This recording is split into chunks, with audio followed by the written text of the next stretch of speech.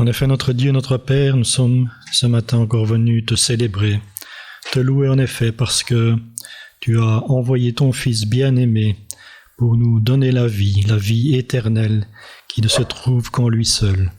Seigneur, merci de pouvoir lire et encore relire ces choses dans ta parole, toutes ces choses merveilleuses qui nous parlent de ce Sauveur qui a pris notre place sur la croix, qui est mort à notre place, et par sa résurrection nous donne aussi sa vie et bientôt revient nous chercher pour nous prendre auprès de lui. Seigneur, que dans ce monde qui vraiment tourne à la catastrophe, nous puissions être encore encouragés par toutes ces merveilleuses promesses de ta parole, qu'elles puissent nous fortifier, renforcer notre foi et ne pas nous laisser troubler par tout ce qui se passe autour de nous. Merci Seigneur pour ces moments que nous passons ensemble et nous te demandons bien sûr encore de garder ceux qui sont dans la souffrance, dans la maladie, et pensons aussi à ceux qui sont dans le deuil. Veuille les réconforter, veuille les consoler encore dans le nom précieux du Seigneur Jésus. Amen. J'ai demandé à ma femme de venir jusqu'ici pour lire le texte d'aujourd'hui avec moi, si elle veut bien. Elle peut partager mes microbes, vu que c'est elle qui me les a donnés, donc...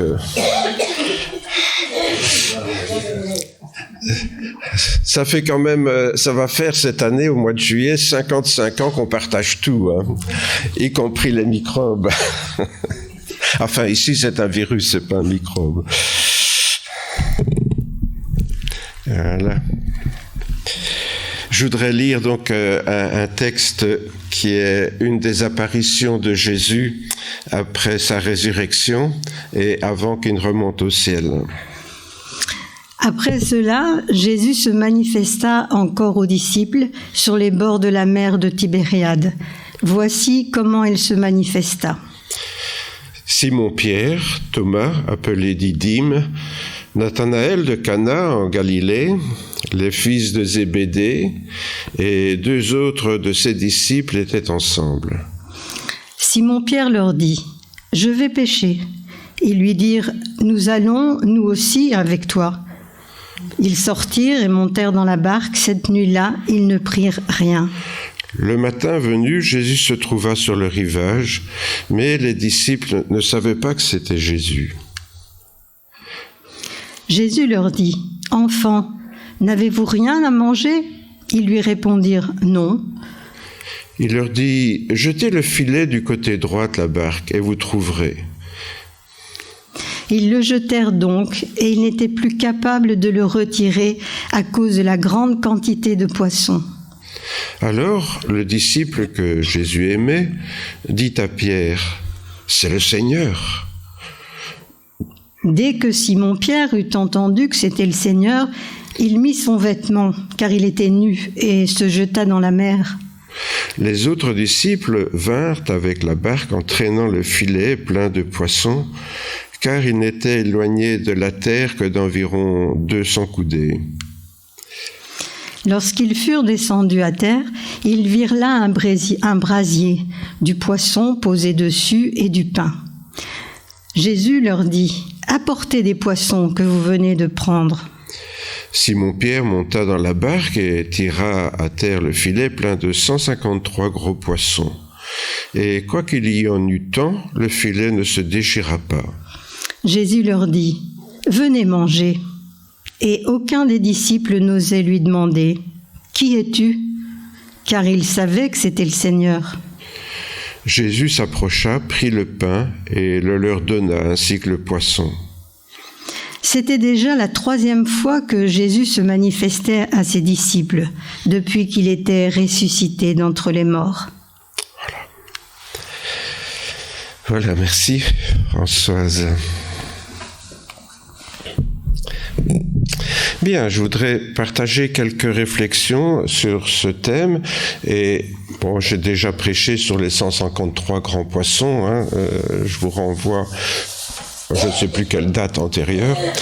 Mais aujourd'hui, ce que je vous propose de faire, c'est de suivre la démarche de Pierre pas à pas et de voir dans le fond dans quelle mesure il nous ressemble quelque part et dans quelle mesure donc on peut tirer aussi pour nous quelques applications dans notre vie de chrétien.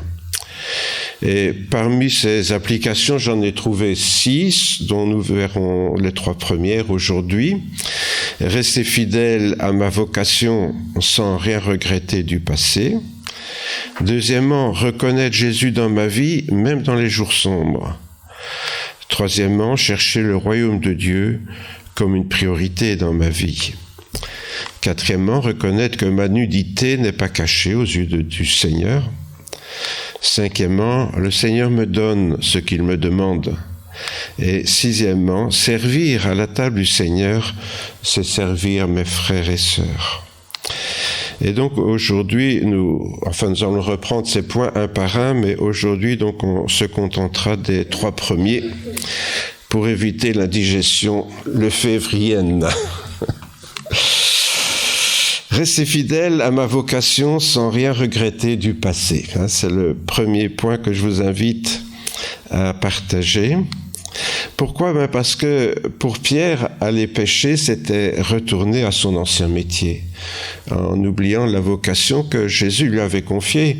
Rappelez-vous, lors d'une première pêche miraculeuse, Jésus lui avait clairement adressé sa vocation, je vous le rappelle brièvement dans Luc. Lorsque Jésus donc eut cessé d'enseigner la foule, il dit à Simon, donc Simon c'est le même nom que Pierre, Jésus a changé son nom en Pierre. On dit que c'était un peu une gageure, parce que Simon qui était tellement versatile, Jésus l'appelle Pierre, ce qui est quelque chose de stable. Donc Jésus lui mettait un défi devant lui en changeant son nom. C'était aussi, quand on changeait le nom de quelqu'un, une manière d'affirmer son autorité aussi. Donc Jésus dit à Simon, « Avance en eau profonde et jetez vos filets pour pêcher. » Et Simon lui répondit, « Maître, nous avons travaillé toute la nuit sans rien prendre, mais sur ta parole, je jetterai les filets. » Et l'ayant fait, ils prirent une grande quantité de poissons, et leurs filets se rompaient. Il fit signe à leurs compagnons qui étaient dans l'autre barque de venir les aider. Ils vinrent et remplirent les 2 barques au point qu'elles enfonçaient.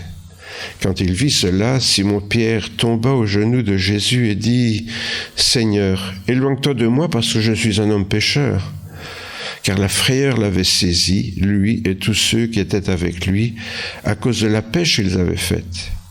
Il en était de même de Jacques et de Jean, fils de Zébédée, les associés de Simon.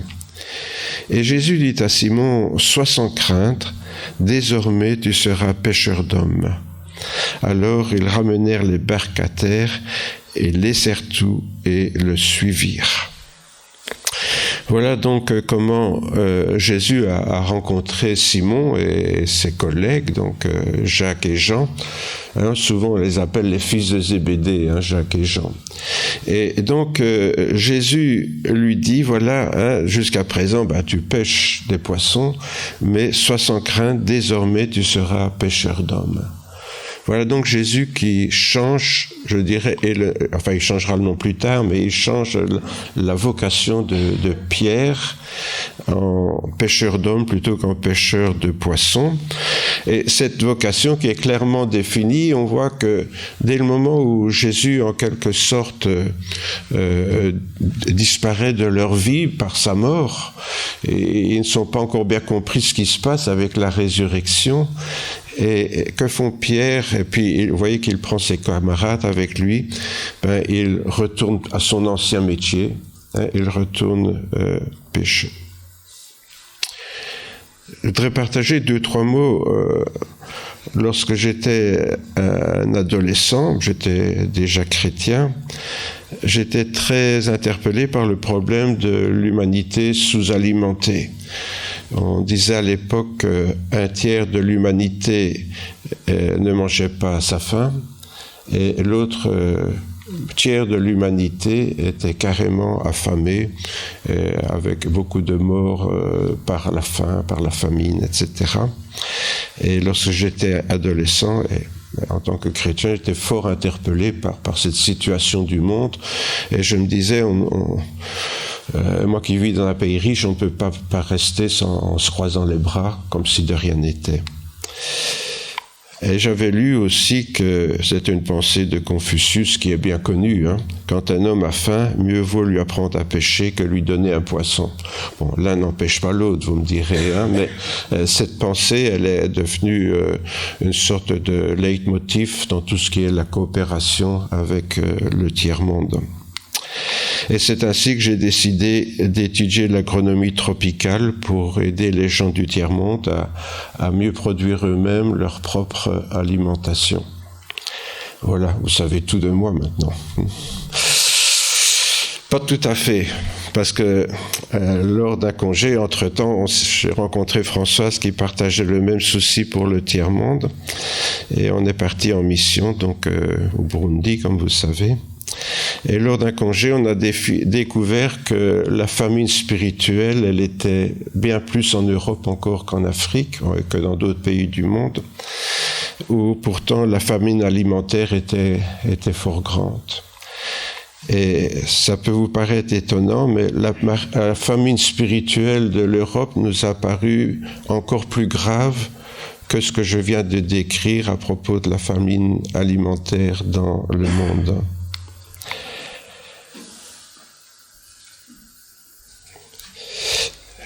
Dans Marc, il est dit que comme l'heure était déjà avancée, ses disciples s'approchèrent de Jésus et lui dirent « Ce lieu est désert et l'heure est déjà avancée. Renvoie-les afin qu'ils aillent dans les campagnes et dans les villages des environs pour s'acheter de quoi manger. » Et Jésus leur répondit « Donnez-leur vous-même à manger. » Voilà cette parole qui nous a interpellés, parce qu'alors on était mariés, Françoise et moi. Cette parole nous a interpellés sur le plan spirituel. Donnez-leur vous-même à manger.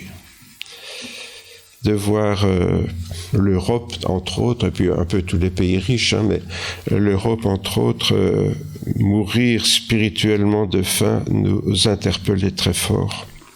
C'est comme ça que j'ai suivi donc une modeste formation en théologie pour pouvoir nourrir les enfants du Seigneur notamment. Mais si je partage ce témoignage, c'est pour vous rappeler que vous comme moi, nous sommes tous dans la même configuration spirituelle.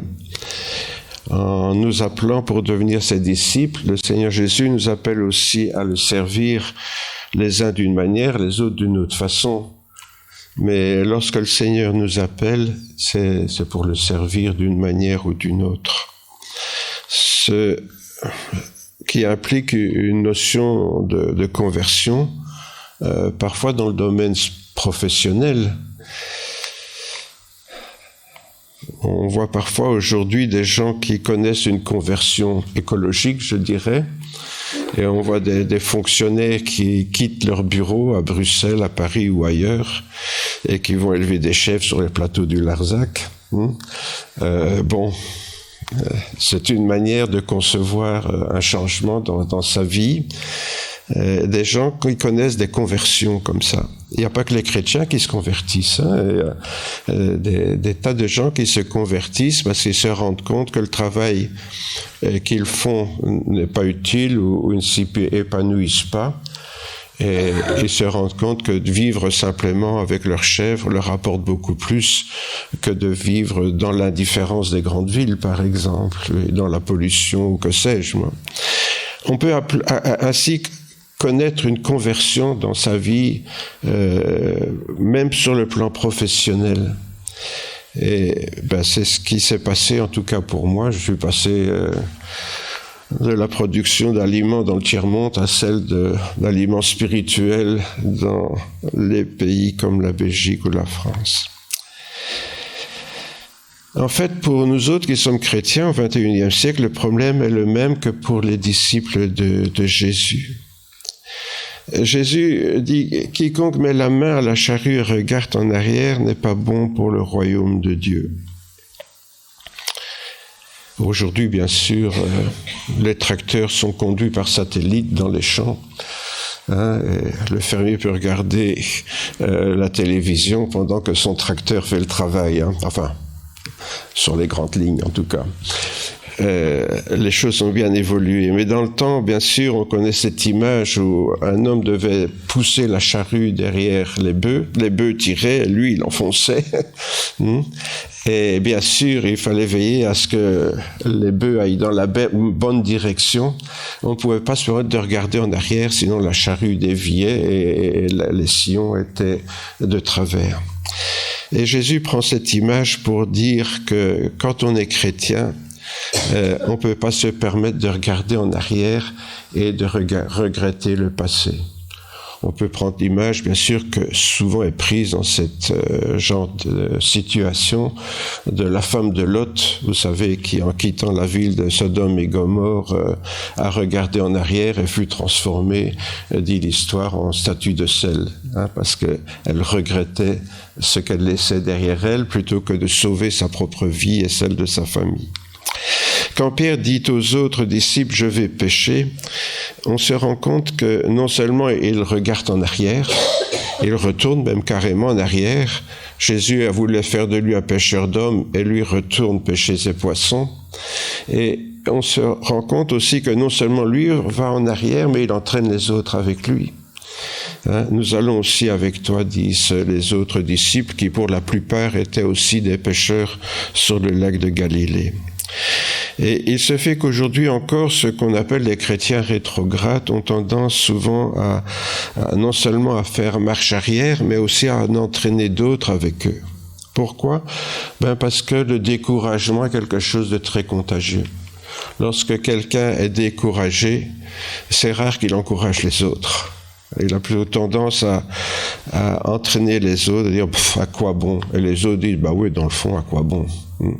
Et voilà comment la désespérance peut s'étendre très facilement au sein d'un groupe de personnes.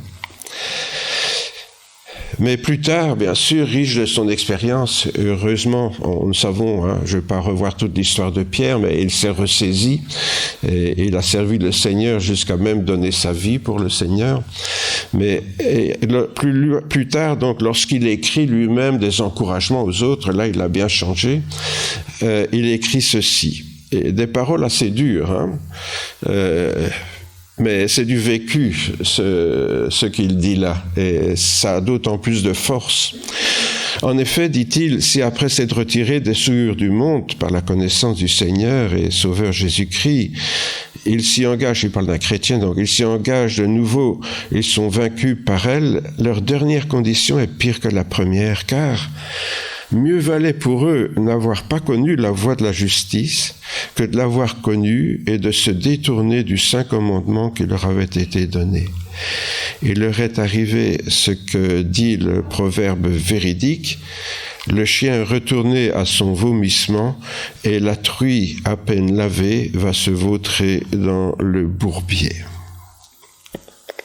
Ce sont des paroles dures que prononce Pierre là, parce qu'en clair, Pierre nous dit, si c'est pour devenir chrétien et ne pas suivre le Seigneur, il vaut mieux jamais être devenu chrétien. Parce que au moins on a l'excuse de l'ignorance. Parce que si on est devenu chrétien, qu'on fait marche arrière, on ne peut pas dire « je ne savais pas ». Et c'est pour ça que Pierre nous dit, dans des conditions pareilles, alors il vaut mieux ne jamais avoir rencontré le Seigneur. C'est quelque chose donc qui nous interpelle. Ce danger donc de retourner en arrière, de se laisser décourager. La deuxième réflexion qui me vient en voyant l'histoire de Jésus, c'est, rappelez-vous, il ne reconnaissait pas Jésus. Et même Pierre n'a pas reconnu Jésus. Il a fallu que Jean lui dise, mais c'est le Seigneur, pour que Pierre vraiment réalise. En fait, nous réalisons, et ça se voit dans les résurrections de Jésus, qu'apparemment, après sa résurrection, Jésus avait une autre apparence physique et les disciples ne le reconnaissaient pas toujours. On voit ça avec les disciples d'Emmaüs aussi, etc. Et donc, il arrive dans les jours sombres qu'on arrive à ne plus reconnaître le Seigneur, exactement comme Pierre, découragé sur sa barque, en train de pêcher. Enfin là, il fait une pêche miraculeuse après avoir écouté le Seigneur, et il ne reconnaît plus le Seigneur. Jésus pourtant les avait prévenus. Il disait: encore un peu de temps et le monde ne me verra plus. Mais vous me verrez parce que moi je vis et que vous aussi vous vivrez. Remarquez bien ici qu'il parle de vie spirituelle et de reconnaissance spirituelle déjà à ce moment-là. En ce jour-là, vous connaîtrez que moi je suis en mon Père et vous en moi et moi en vous. Et ça confirme bien ici qu'il s'agit d'une reconnaissance intérieure, pas forcément une reconnaissance physique. Celui qui a mes commandements et qui les garde, c'est celui qui m'aime. Celui qui m'aime sera aimé de mon Père. Moi aussi, je l'aimerai et je me manifesterai à lui. Cette manifestation du Seigneur, donc, c'est une expérience intérieure à laquelle le Seigneur nous invite et qu'il promettait déjà à ses disciples alors qu'il était physiquement présent avec eux. Alors bien sûr, nous avons tous compris que si Pierre et les autres disciples retournent à leur ancien métier de pêcheurs, c'est parce qu'ils sont profondément découragés depuis que Jésus est mort. C'est le découragement souvent qui nous fait aller en arrière, qui nous fait abandonner la route sur laquelle nous étions en train d'avancer pour nous mettre à reculons. Ils éprouvent un sentiment de solitude et sans aucun doute d'abandon qui les laisse désemparés. Vous savez, le découragement, ça a des effets divers. Déjà, la réaction, c'est de se déculpabiliser en disant « c'est pas de ma faute, on m'a abandonné ». Et souvent, c'est la première réaction des chrétiens qui se découragent, c'est de dire « le Seigneur m'a abandonné, le Seigneur ne s'occupe plus de moi ». Alors que Jésus est ressuscité, et Pierre ne voit pas Jésus vivant, il le voit mort sur la croix. Et il est découragé parce que, en quelque sorte, Jésus les a laissés tomber. Il leur avait promis de la gloire, mais il se trompait bien sûr de la nature de cette gloire. Il se voyait déjà Premier ministre dans le gouvernement de Jésus, mais ils ne réalisaient pas et ils étaient découragés. Et bien sûr, ça laisse aussi désemparés parce qu'on ne comprend pas. Non seulement on a l'impression qu'on nous a laissé tomber, mais on ne comprend pas pourquoi.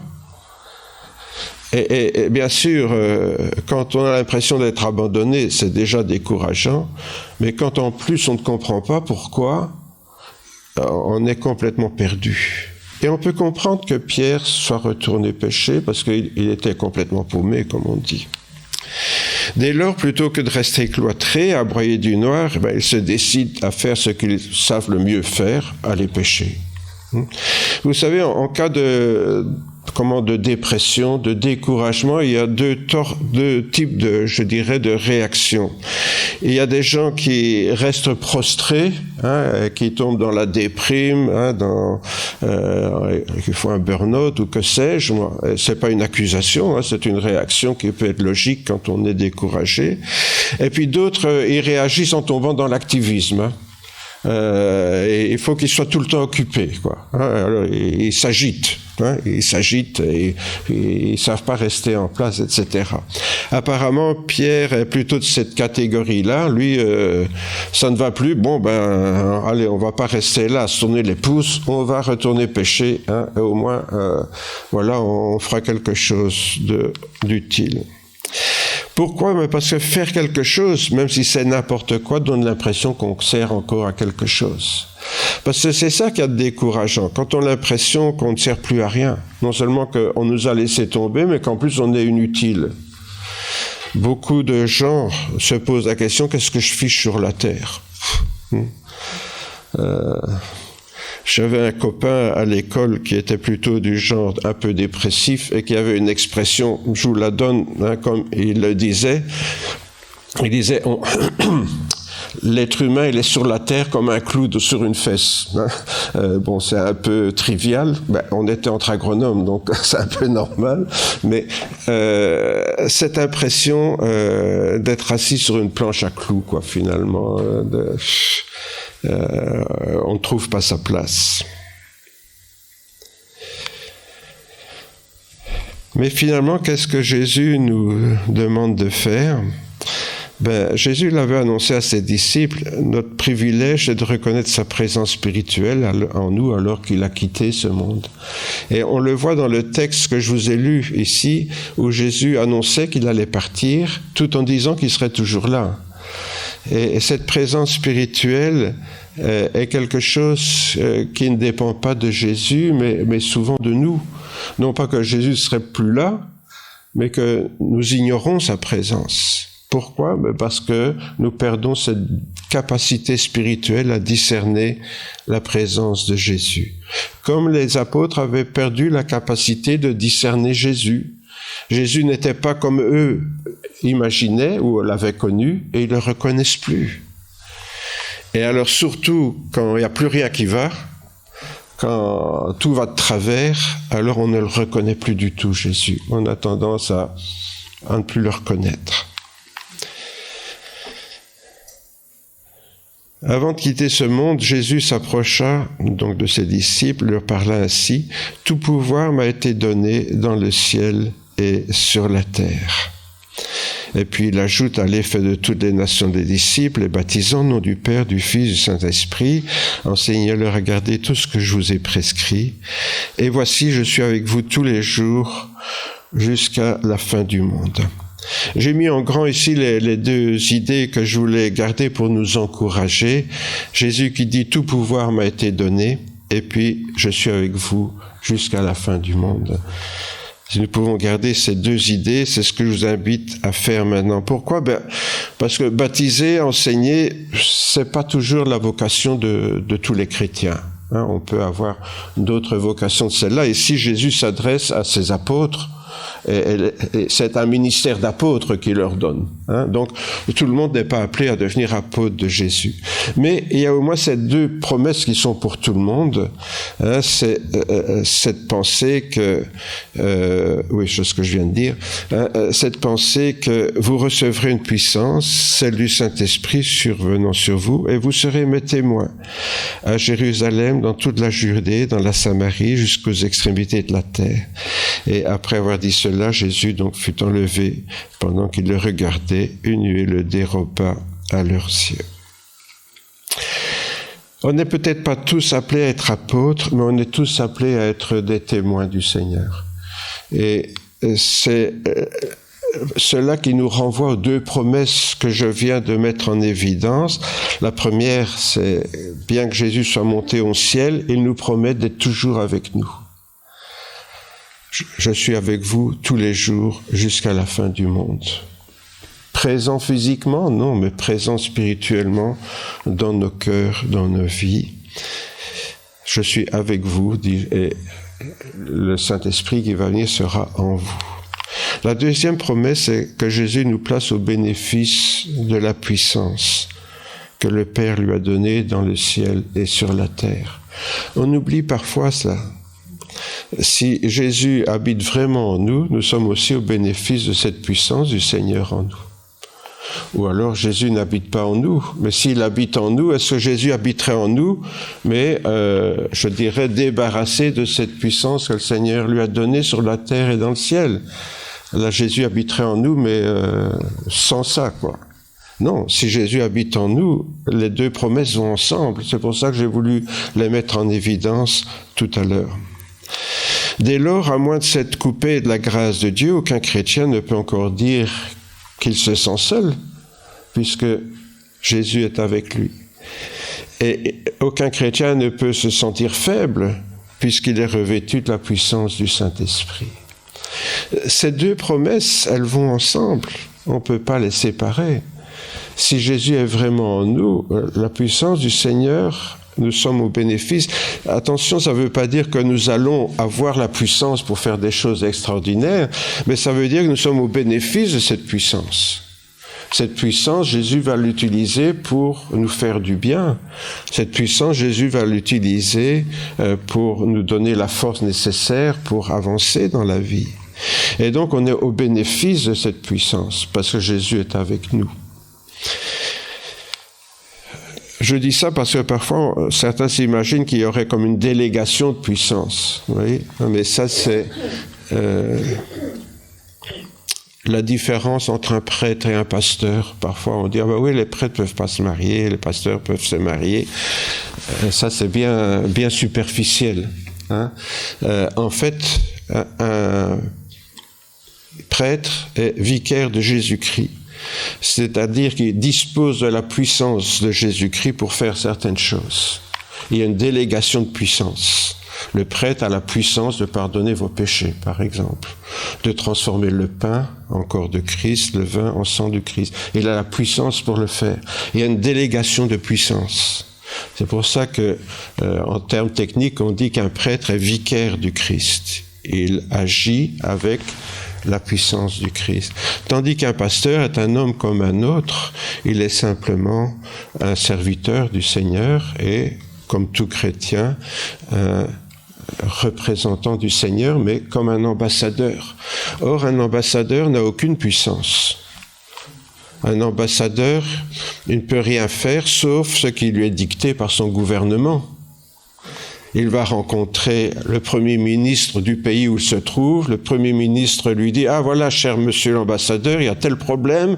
Moi, je ne suis pas d'accord, hein, alors il faudrait que ça change. » Que dit l'ambassadeur ? « Je vais en référer à mon gouvernement. » Et il n'a aucune puissance pour agir au nom de son pays. Il peut juste transmettre les ordres de son gouvernement. Or, en tant que chrétien, c'est ce que nous sommes. Or, je crois que parfois certains chrétiens, même des pasteurs, rêvent d'être des prêtres, d'avoir une délégation de puissance pour faire des tas de choses extraordinaires. Ça engendre bien des frustrations chez les gens qui les croient. Chercher le royaume de Dieu comme une priorité dans ma vie, je le prends comme troisième leçon pour nous ce matin, en suivant l'apôtre Pierre. Pourquoi ? Parce que Pierre va découvrir qu'il a laissé peut-être sa vocation en arrière et qu'il est temps de la retrouver. Je vous mets un petit calendrier là, pourquoi ? Parce que souvent, sur un calendrier, nous mettons tout ce qu'on doit faire. Hein. Voilà, un lundi, non c'est pas le lundi, hein, c'est le samedi, je vais chez la coiffeuse, voilà, vendredi, je vais faire mes courses, enfin, vous savez un peu toutes ces choses-là, on écrit ce qu'on doit faire sur le calendrier. Et donc, on essaye de prévoir un petit peu ce qu'il y a devant nous, et c'est bien de le faire, hein. Mais pourtant, Jésus dit, ne vous inquiétez donc pas en disant que mangerons-nous, que boirons-nous, de quoi serons-nous vêtus ?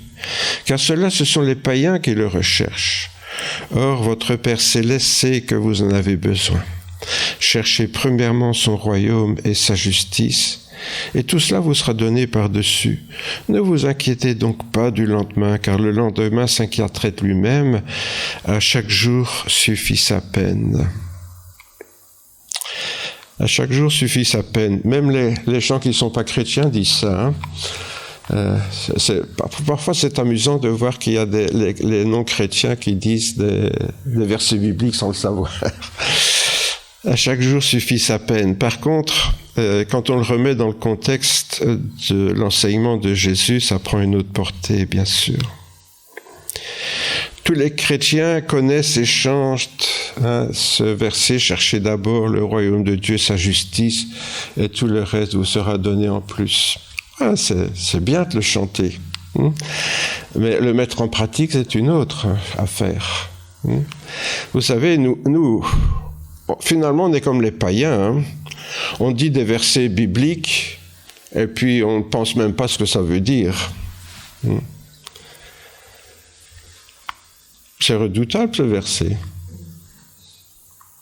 C'est redoutable, et on chante ça sans olé olé là un petit peu, hein, sans vraiment réaliser ce qu'on chante.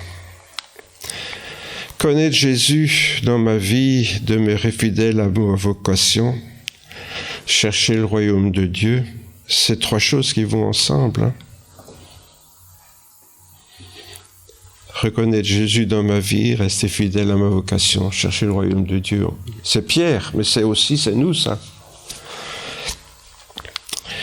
Où serait la justice du royaume de Dieu si je suis infidèle à l'appel que Jésus m'adresse?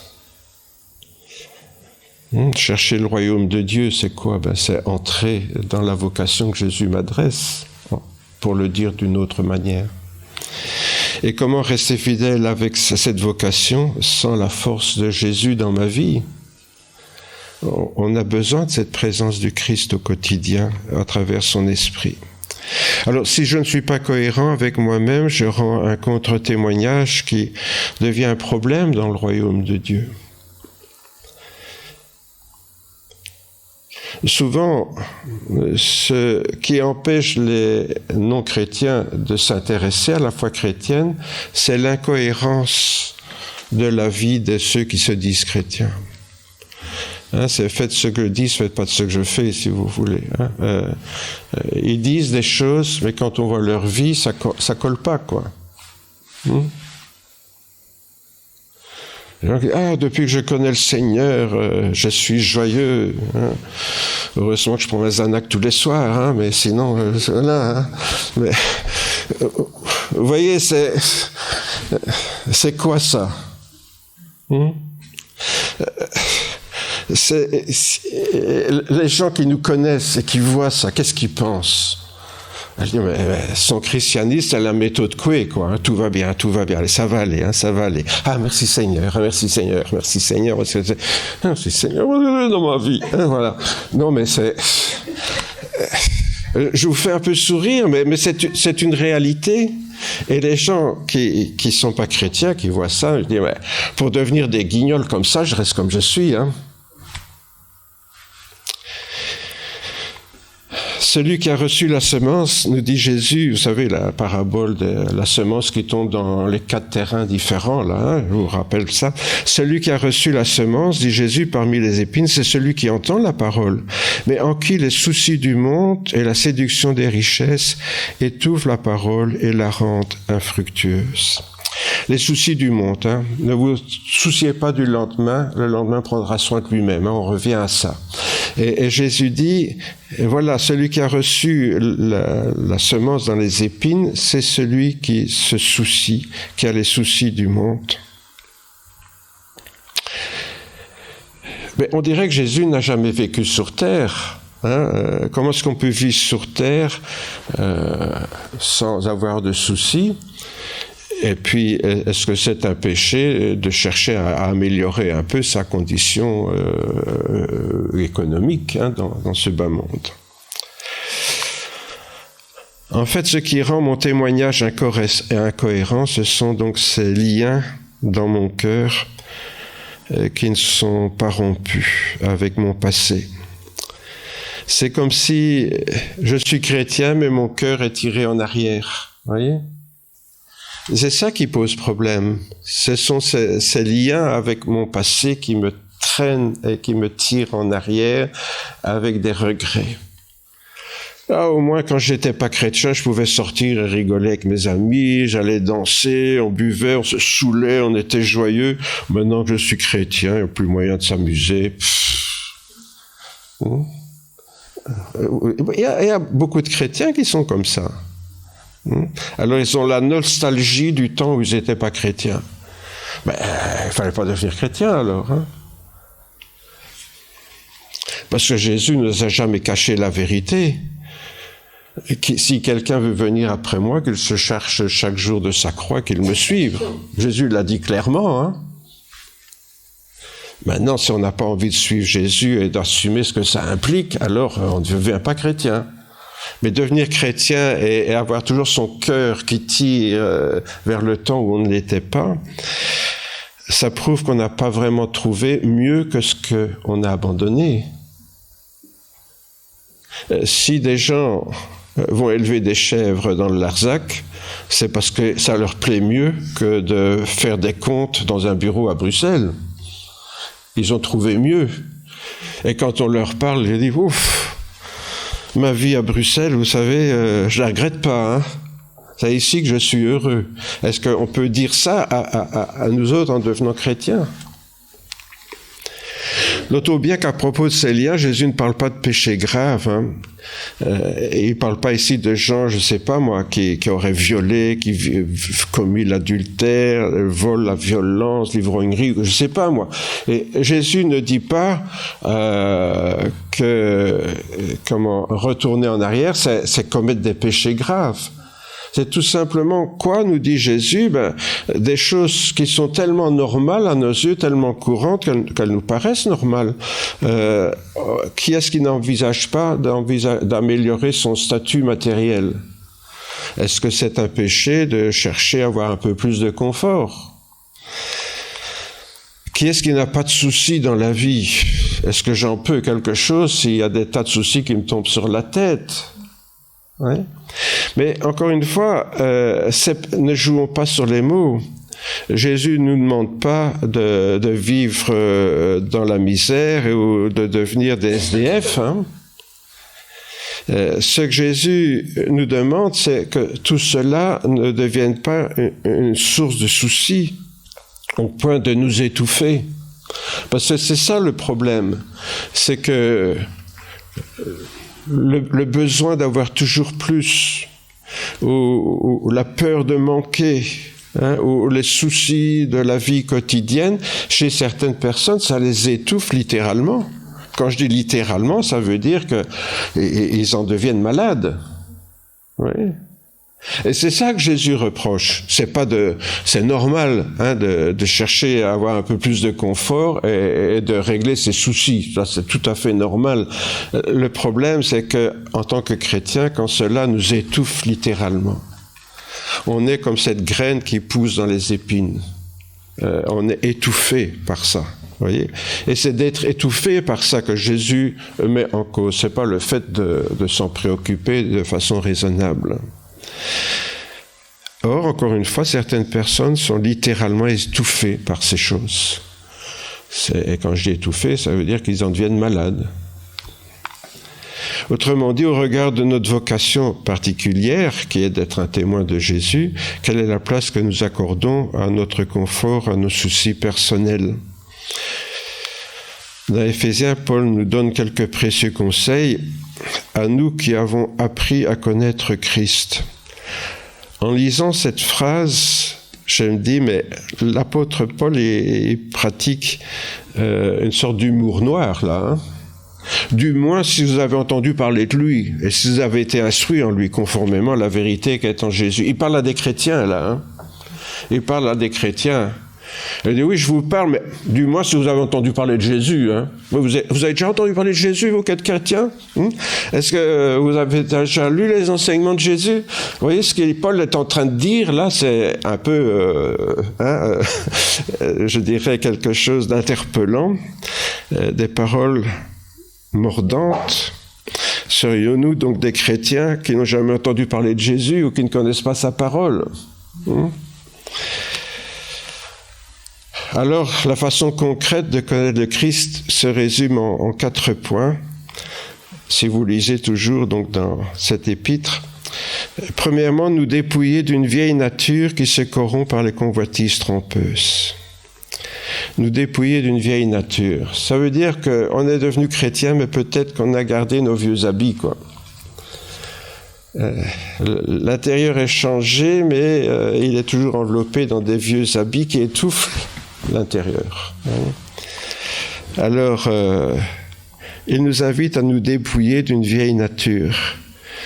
Pourquoi? Parce qu'alors, elle va engendrer des soucis, des préoccupations qui vont nous étouffer. C'est ce qu'on vient de voir. Deuxième chose, nous dit Paul, être renouvelé par l'esprit dans votre intelligence. Un chrétien est quelqu'un qui est appelé à être intelligent. Je regrette de le dire, mais c'est comme ça. Pourquoi? Parce que beaucoup de chrétiens vivent avec leurs émotions. Or, les émotions, qu'est-ce que ça dure? Le temps d'une émotion. Quand je suis triste, je pleure un coup, puis c'est tout, quoi. Quand je suis joyeux, qu'on me raconte une bonne blague, je rigole un beau coup, et puis c'est tout. Si ça se trouve, le lendemain, j'ai même oublié la blague. Enfin, moi, c'est mon cas, j'oublie tout ça, donc voilà. Les émotions, c'est passager. Tandis que quand notre intelligence est transformée, ça va impacter toute notre vie, forcément. Parce qu'on a une autre manière de voir les choses. Et l'apôtre Paul dit la deuxième chose, si vraiment on a connu Christ et qu'on connaît ses enseignements, on ne sait pas, il y a peut-être des chrétiens qui ne connaissent pas Jésus, nous dépouiller de notre vieille nature, être renouvelés dans notre intelligence.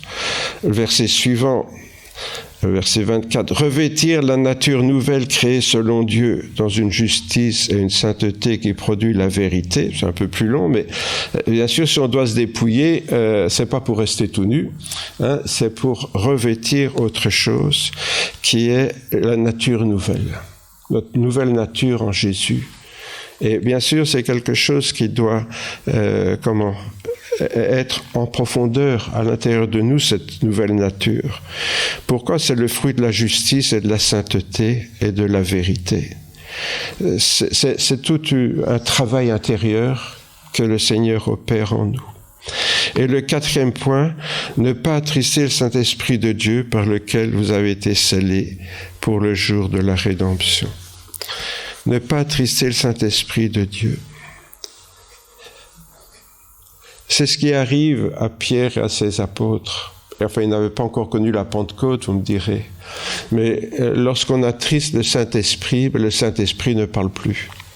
Je ne dis pas qu'il nous quitte, qu'il s'envole de notre cœur, comme j'ai mis une petite image là pour illustrer ça, mais c'est comme s'il n'était plus là. Il ne nous parle plus. Il ne nous parle plus puisqu'on ne l'écoute pas. Si du moins vous avez connu Christ et vous avez connu sa parole, si on oublie tout ça, le Saint-Esprit n'a plus rien à nous dire, quoi. Et c'est le danger d'attrister le Saint-Esprit, c'est qu'il vient un temps où réellement on a l'impression qu'il n'est plus là. Il ne nous parle plus. Mais posons-nous la question, pourquoi il ne me parle plus? Pourquoi il boude dans son coin, là? Parce qu'il se dit, ça ne sert à rien que je dise quelque chose, il n'entend pas. Ces 4 points caractérisent la connaissance de Christ, qui se résume donc par vivre selon ma nouvelle nature et en faisant mourir notre vieille nature, pour simplifier un petit peu mon propos. Pour nous, chrétiens évangéliques qui parlons volontiers de la nouvelle naissance, bien la boucle est fermée, est bouclée. On parle de la nouvelle naissance, mais qu'en est-il de notre nouvelle nature ? Et pour que cette nouvelle nature puisse s'épanouir, qu'en est-il de notre vieille nature? Est-ce que vraiment elle est morte ou est-ce qu'elle étouffe la nouvelle? C'est dans la mesure où je ferai de la recherche du royaume de Dieu une priorité dans ma vie que je pourrai vraiment me dire né de nouveau. Si je suis né de nouveau, forcément je vais m'intéresser au royaume de Dieu. Et ça va devenir tout naturellement mon nouveau domaine d'exploration. Puisque je suis né dans une autre dimension qui est celle du Seigneur, ce nouveau domaine, ce nouvel univers, je vais l'explorer. Et c'est ça, chercher le royaume de Dieu, c'est explorer ce que le Seigneur met devant nous. Ou alors on retourne pécher, ça on connaît, c'est notre domaine connu, ça, c'est l'ancien domaine. Mais on est appelé à explorer ce nouveau domaine qui est devant nous. Car telle est bien la caractéristique qui distingue le faux témoin d'un vrai témoin du Christ, bien sûr. On témoigne de ce qu'on vit dans cette nouvelle dimension. Aujourd'hui, nous avons commencé donc à appliquer la démarche de Pierre à notre propre vie chrétienne en 3 points. Rester fidèle à ma vocation, reconnaître Jésus dans ma vie, chercher le royaume de Dieu comme une priorité. Et dimanche prochain, nous poursuivrons. Reconnaître que ma nudité n'est pas cachée aux yeux de Dieu. Reconnaître le Seigneur me donne ce qu'il me demande. Et servir à la table du Seigneur, c'est servir mes frères et mes sœurs. Je vous invite à prier. Seigneur notre Père, en effet, nous voulons te remercier pour cette grâce que tu nous accordes en Jésus-Christ. Et nous te demandons, Seigneur, de pouvoir éviter, Seigneur, que notre vie connaisse les mêmes péripéties que celle de Pierre, notamment, Seigneur, pour mettre en oubli notre vocation en toi et pour retourner en arrière en regrettant ce que nous avons laissé derrière nous, plutôt que d'avancer, Seigneur, franchement avec toi, dans ce nouvel univers que tu ouvres devant nous, qui est le royaume de Dieu. Seigneur, aide-nous vraiment à revêtir cette nature nouvelle, à y trouver notre bonheur, notre joie, notre épanouissement aussi, Seigneur, notre enthousiasme devant ces champs à explorer que le Seigneur ouvre dans notre vie. Oui, Seigneur, te remercions, parce que tu ne nous appelles pas à végéter, Seigneur, en ce bas monde, mais tu nous appelles, Seigneur, dès maintenant à y découvrir les richesses de ton royaume. C'est pourquoi, Seigneur, te demandons ta bénédiction sur chacune et chacun d'entre nous ce matin, dans le nom de Jésus, notre Seigneur. Amen.